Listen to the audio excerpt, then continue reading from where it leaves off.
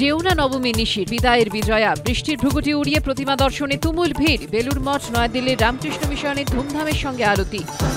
মাঝে মধ্যে বৃষ্টি, তবু পাল্লা দিয়ে বাড়ল ভিড়। বছরের সেরা উৎসব শেষের পথে, আনন্দ চেটেপুটে নিতে রাস্তায় নামল মানুষ। সবাই আনন্দ করেছেন, এর থেকে বড় উৎসব পৃথিবীতে আর কোথাও হয় না।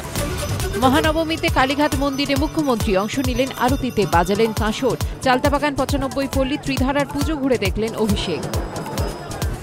শ্রীভূমিতে ঢাক বাজালেন মন্ত্রী সুজিত বসু।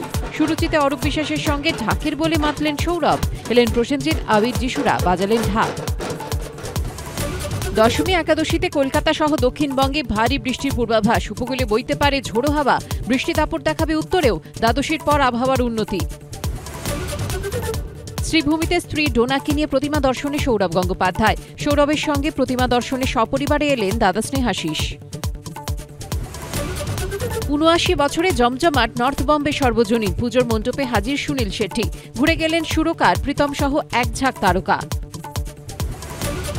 প্রান্ত ভাবনায় সেরা যাদবপুর সুলেখা মোড়ে শ্যামাপল্লী শ্যামা সংঘের পুজো।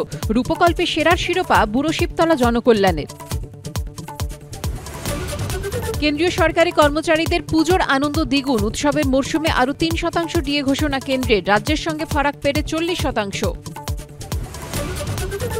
ষড়যন্ত্রের শিকার আরএসএস। স্বাধীনতার পর ধ্বংস করার চেষ্টা হয়েছিল। দিল্লিতে সংঘে শতবর্ষের অনুষ্ঠানে বললেন প্রধানমন্ত্রী।